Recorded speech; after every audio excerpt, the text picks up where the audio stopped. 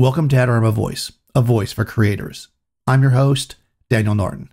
In this episode, we're going to talk a little bit about changing our direction as creators, and I also have a great review from Tyler. This week, I want to talk a little bit about changing your direction or trying something new or kind of expanding your reach. More or less, kind of, what do we do to break out of our shell as creatives or get into the creative shell if we're doing something else and we want to move in that direction? So there's lots of inspirational things that we can do. We want to look at work that we, aspire to achieve. But what about the practical stuff? I'll talk a little bit about both things here. Let's say, for example, you're a photographer and you do weddings. You love weddings. You have a good business doing weddings. And then you maybe do some portraits, let's say senior portraits, or maybe pregnancy portraits, something like that. And you realize, hey, I really like this more, or let's say equal to what I'm doing. So I want to expand my business into that field. So how do I do that? What are the steps that I can take in order to get myself to where I want to go? Or let's say that you are an actor or a musician, but you also have an interest in something else creative, possibly illustration or photography or video, or maybe you're really good at social media and putting together fun promos for people, and you want to make that part of your business. Of course, you're a musician, you still want to record your records, but you can make some money doing this as well, and it's another area you want to pursue. So how do we get to where we want to go? And there's a couple of things we want to think about when we first start doing this. One is this something that we are adding to what we're doing, or is this something that we're going to do that we want to replace what we're doing? So that would be a case, let's say, where you have a job, let's say work in the IT field, and you love photography, and you've decided that you want to make travel photography your career, your business. They all have similar steps, but kind of the weight of the steps might matter depending on what you're doing. So the very first thing that I would do in these types of situations is you want to evaluate where you're at. Realistically look at what you've got going on. Do you enjoy what you're doing? And so maybe you don't really want to change, you want to add. Let's say if initially you were thinking about changing, let's say you're the wedding photographer and you're like, I just want to be a portrait photographer, but maybe you love weddings. So maybe you want to keep doing both things. Do we want to take this on as a full-time career if it's not something we're already doing? Let's say, again, we're a portrait photographer and we have a job doing whatever, and we want to make that our full-time career. So do we want to change what we're doing to that thing, or do we want to add that thing to what we're doing? This is going to be important as we move forward. Let's say you're working at a job in an office. Let's say you are the manager of the accounting department, and you, again, have been doing photography most of your life. You want to make travel photography your business. So how do we approach this?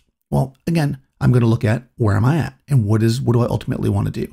Do I want to just take my accrued vacations that I have in my job and travel during those periods and then spend my weekends, maybe do a localized trips or reaching out to places where I can sell my travel stories or start a travel blog and get sponsors? What is it that is my goal? What do I think that I could do in order to make this travel photography part of my life? If you are, let's say, burnt out in your job and you really just don't want to do it anymore, so you're thinking to yourself, well, I just want to do the thing I love. One thing you want to consider here is, what are you going to, and we've talked about this before, this is a running theme in this podcast, what are you going to lose in order to gain that? So again, evaluate where you're at. You are the manager of this accounting department. You probably have health insurance, you have a steady paycheck coming in, you have some security there. Possibly because of that, you have a car loan or a mortgage. Perhaps you are supporting your family or part of the support of a family. Where do you sit there? And once you evaluate those things, you have to consider, again, how much of that are you willing to sacrifice? Are you willing to not have a new car? Let's say you don't get a new car when this car loan's up. Are you willing to move into a smaller apartment? Let's say if you're a renter and you have a larger space, are you willing to sacrifice maybe, well, in the case of the travel photographer, maybe not, but some of the vacation or things that you might have done with the extra, sure money that you have when you have a steady job in order to do this more, we'll say, risky thing? Because if you're moving into this or planning on moving into it as a full-time thing, you have to consider that that's where all of your income is going to come from. You also have to consider that if accounting burns you out, or IT burns you out, or managing a restaurant burns you out, so might travel photography. are you sure that changing so drastically is the thing that is the solution? Is it something you've always really wanted to do and just never took the chance because you had various things, student loans, or maybe you were supporting a family and now the children are grown up and they moved away, or maybe you finally finished paying off your home. Maybe you don't need, that security anymore as much. So now you're like, I'm doing what I want to do. That's fine. If you're just kind of like, I hate what I'm doing, this is something I like, I'm going to do it. It may not work out as well for you because doing a artistic endeavor as a job is still a job, right? You still have to work at it. I've talked about this before. So it is definitely something to consider. Why are we doing this? Where do we see ourselves? So realistically draw a picture of yourself, let's say in a few years' time, and say, what would my life be like if I was doing this instead? Do a little research into the, and not the, you can make $1 million YouTube videos, but realistically what somebody in that field might make. And you can find these numbers. It's pretty simple. If you're going to work for travel magazines, you can, look at the day rates of magazines and think about like, how much do magazines really pay? If you're going to start a blog, you can look at other blogs that are popular, see what ads they're running, look at the affiliate programs for those ads, and get an idea of what might possibly be your income source. Sure, you might be the best at it and you might do super well, but where is it roughly going to be for most people? You want to target above that, obviously, but you want to be okay with the middle if that's where you're at, especially at the beginning. Okay, so now we're going to say, that's fine. You look and you say, okay, in 5 years, if I'm doing travel photography and the average income is for that field is, let's say 75% of what I'm making now, but I'm also going to be cutting these several expenses, which is one of the reasons why I'm willing to make the move. So I should be good. And obviously, hopefully I'll make even more. Now, am I really ready to do that? Sure, you might like travel photography. Your friends might like your pictures, but have you been published? Have you had an outside source that doesn't really know you validate your work? If not, that's going to be some of your first steps. You want to see if your style, if your position is going to actually be something that the market desires right now. We all want to hope so, right? We all have our style, we all have our thing. And of course you can adapt to it. You can look and say, well, I normally do this, but the market wants this. I'm willing to adjust. But now roll back to what I said before. You're quitting the job that you don't really like because it's forcing you to do things you don't like, or it's boring or whatever. Now you're doing what you love, but you're not doing the way you wanted to do it, perhaps. So again, keep all that in mind. So let's say that you have had a food blog or a travel blog for a little while and it's doing okay. You have one affiliate link. Start making a plan to get more, to grow. Think about it. Say, okay, if I need to have X number of people to my travel blog per month, how can I do that? And what's a realistic number to grow? What will it cost me? What other skills do I need to get? Do I need to take some courses or workshops or do some research on SEO, so search engine optimization? Or do I want to bring in a company to help me with that? Do I want to learn more about travel in general? Do I want to learn a language? Because I want to, let's say, explore. Let's say I'm here in New York. Let's say I want to do more exploration in South America. I might want to learn Portuguese or Spanish, right? So I can interact with more people down there. I need to now take the time to do those things that will get me in the position to do the stuff I want to do. So think about what training you'll need to do and what skills you already have that put you in the position to do that career or change to your career. One thing a lot of people don't think about, and maybe it's less relevant for a lot of us now because of the fact that so much stuff is done remotely, but where are you located? Does it make sense for you to do travel photography if you're located in a place where it is hard to fly out of, hard to get trips to places, hard to travel? Does it make sense for you to relocate? Or think about doing things in a different manner. Maybe instead of flying to other countries, maybe you do travel that's somewhere around you where you can get into a van and drive for 3 weeks and do those kind of travel stories, right? Because there's travel stories everywhere. What is it exactly does your location offer you or hinder you? It doesn't mean you can't do it if you need to drive 3 hours to the airport every time you fly, but think about it over the course of time. If you're flying once a week or once a month even, if you're adding all this extra time and effort into getting to places where you can fly out of, that may become a burden and you want to consider that. Not saying you should move necessarily, but these are things that we might think about, especially in a career change, especially in a major career change. If you are just adding something to what you're doing, let's say, again, you're the wedding photographer and you want to do a portrait studio, maybe right now you live in the outskirts on a small farm and you just drive again 5 hours into the main populated areas to shoot weddings twice a month. But if you're going to do portraits, you may want to have a studio so that people can come to you more often. Now you're traveling into that populated area more often to do the portraits. We've got to factor this in. Do we really want to do that? Do we want to move closer? Do we want to try something different? And really think about how this is going to affect our lifestyle, because ultimately we're adding or changing what we're doing to improve or change our lifestyle in a way that we want, that we'll like, hopefully, right? So we don't want to do something that's going to throw it all off and be like, oh, wow, well, yeah, I like doing portraits, but man, I have to get up at 4 o'clock in the morning every day to drive in, and it's becoming frustrating. This is not what we want. So these are things we want to think about during this stage where we're kind of building and learning. And also consider this is going to take months, and you're going to keep adding to this list, adding to your process. But you want to sit down and just realistically look forward and say, what's the ideal here? As a portrait photographer, my best bet maybe is to be, let's say where I am, I'm in New York City. Maybe my best bet is to be in New York City with my studio. What's that going to cost me? What's the effort to get there? Am I going to be able to drum up enough business, or better, how much business do I need to drum up in order to make it worthwhile to have that situation? These are things that we're going to want to think about. And again, how much of your time are you going to devote to this? Are you going to do it part-time? Are you going to do it full-time? Is it going to be a complete lifestyle change? And maybe at first you think, you know what, I want to stop being the manager of the accounting department and I just want to do travel photography for a living. But then when you sit down and realistically look at these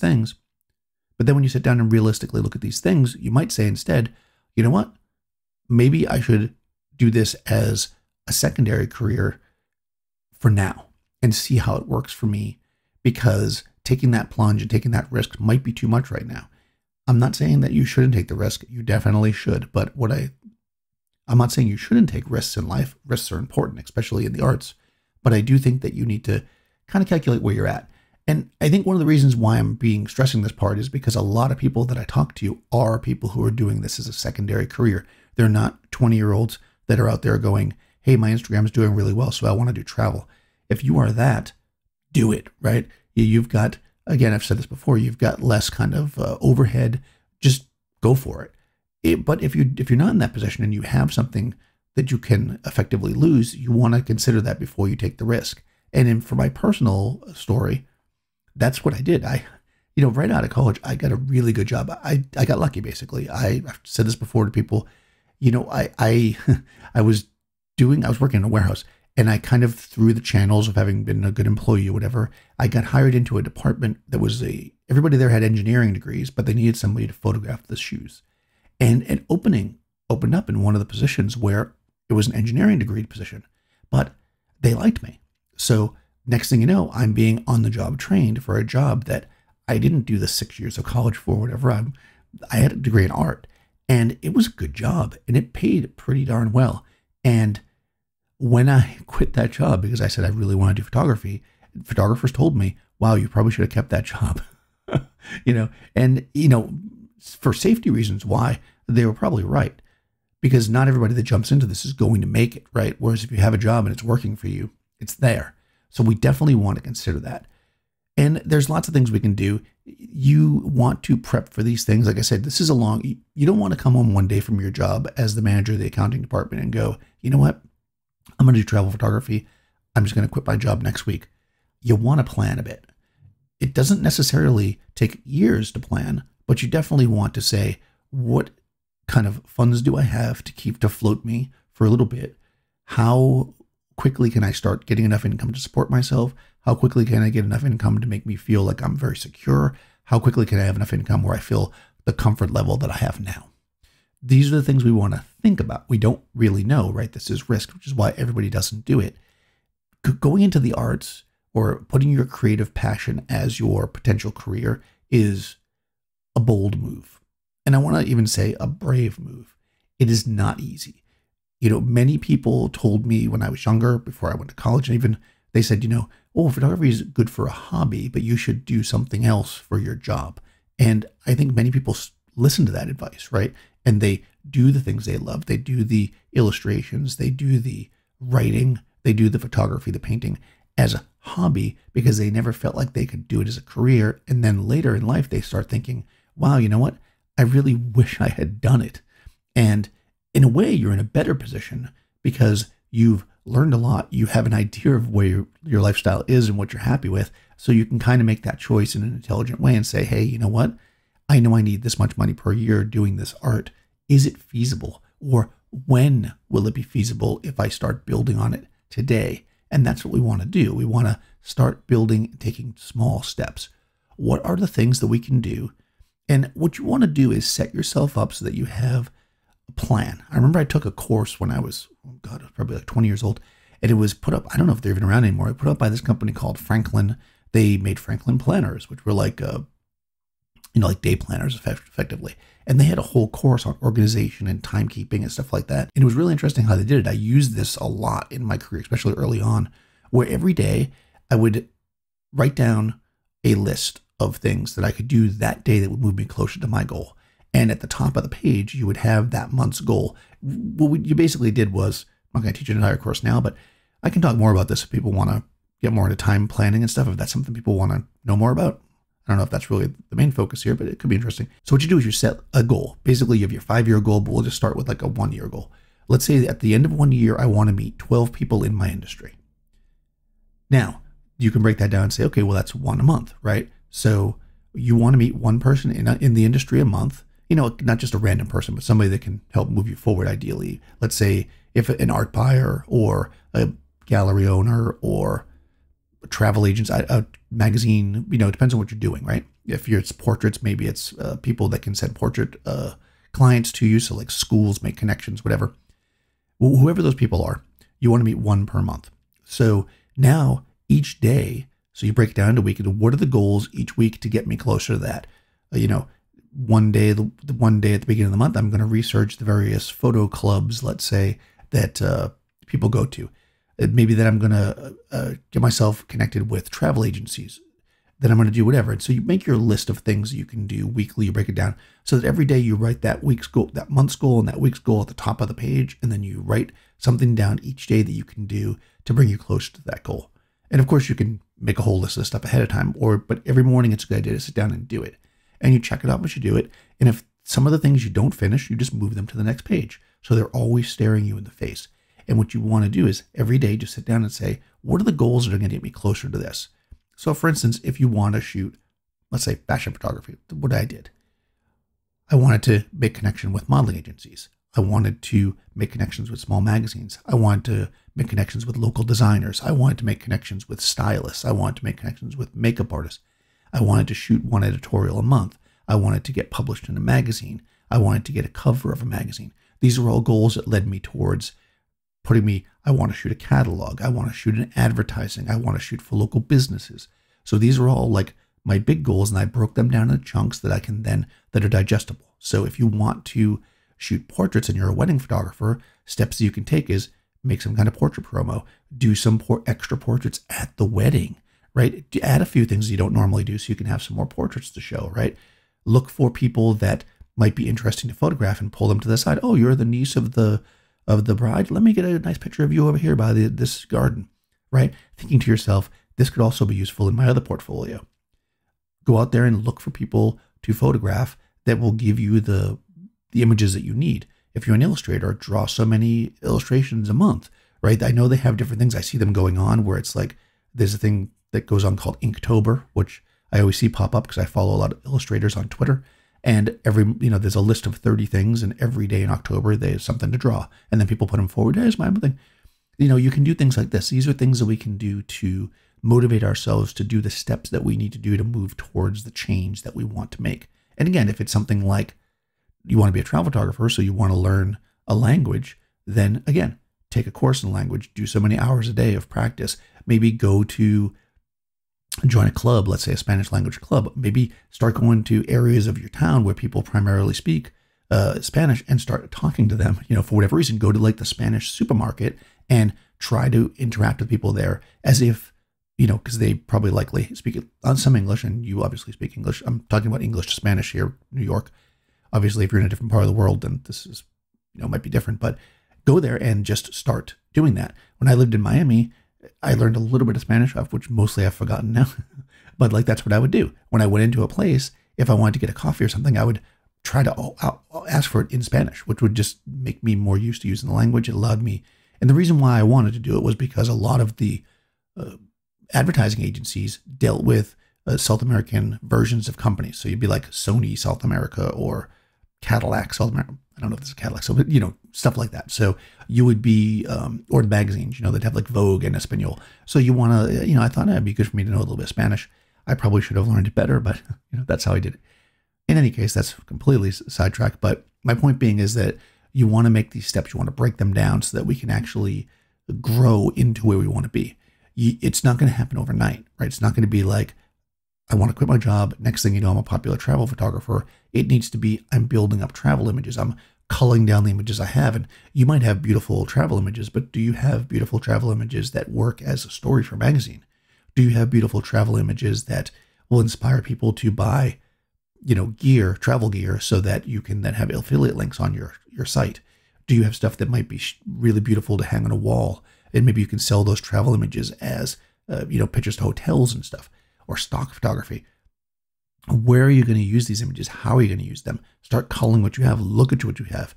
Put your stuff in front of people that you don't know and see what they think, right? Go to portfolio reviews.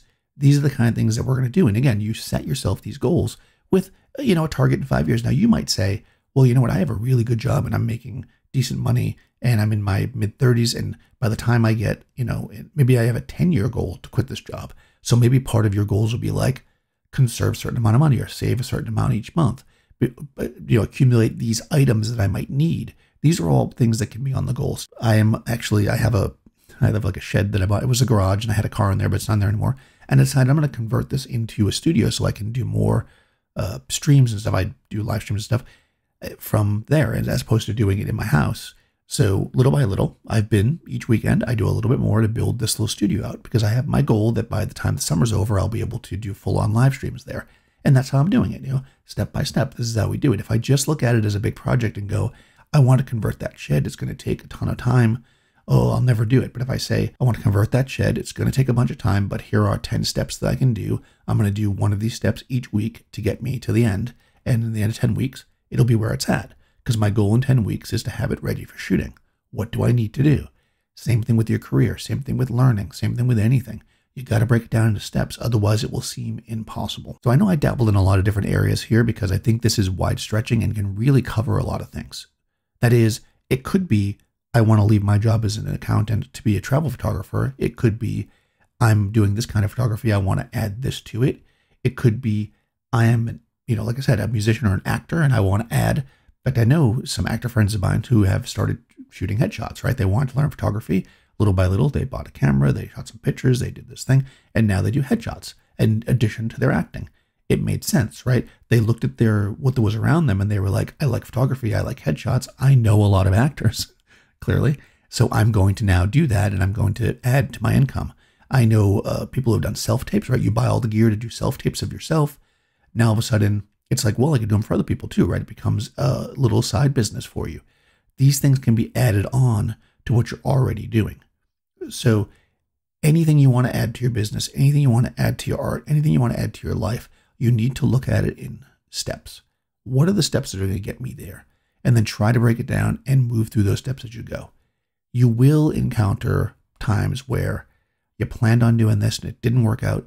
You can't be discouraged. You've got to, well, of course you're going to be discouraged. Everybody gets discouraged, but you've got to then just move on to the next goal. The same thing with that Franklin Planner class. If you had 5 things written down to do that day, but then you got busy and you only did 1, you just take those other 4 and you move them to the next day. They will get done. They're still important. You just keep adding them until that one day comes where you really hit a stride and you get 10 things done and now you're back on top of it. Don't let small setbacks throw you off. You've got to keep going. You've got to have a plan. You've got to break it down into steps. Otherwise, you're just kind of out there flailing and nothing's really going to come of it. I'm going to end this by saying that kind of at the beginning. If you are in the arts or you want to get into the arts, really consider if it's something you want to do for a living. You don't have to. There's plenty of people, and I talked to plenty of people that love the art that they do. They love to draw. They love to make music. They love to do photography or videography. And that's good.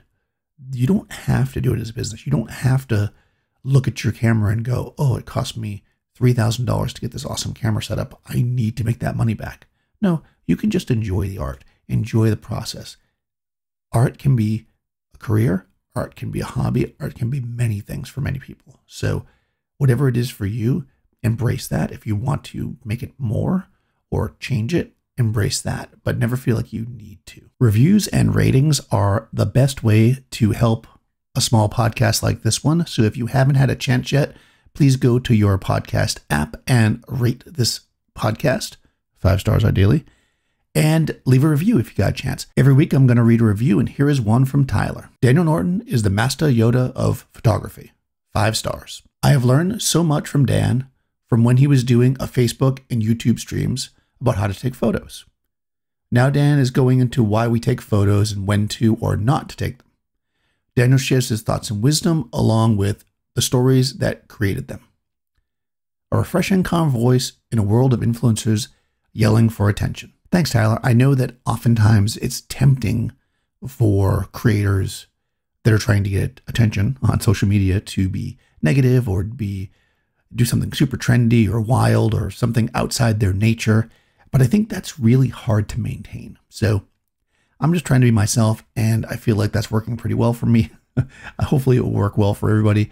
Just be yourself. I think that this is, by the way, a general advice for creators, is that if you change the way that you create or create things that you don't really want to create in order to get jobs, what will eventually happen is that you will either stop wanting to create or enjoying it, or you won't be able to maintain it. If you are yourself, even if it takes you longer to get jobs and stuff, those jobs you get will be the ones that you really want because they're hiring you for you. And I think that's super important in both life and just being a creator in general. Adorama supports this podcast, and you can support them by going to adorama.com and purchasing any of your photo, video, audio, computer, etc. needs. Also check out adorama.com/create no matter what.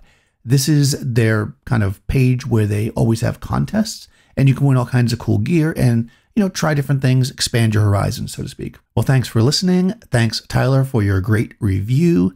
If you guys would like to be part of the show, you can leave me a message using the Anchor app. There is a link in the show notes. You could also send me an email to adoramavoice@gmail.com. You can attach a voice file and I'll play it here on the show, or you could just type me an email and I will read it if you'd like and respond to it that way.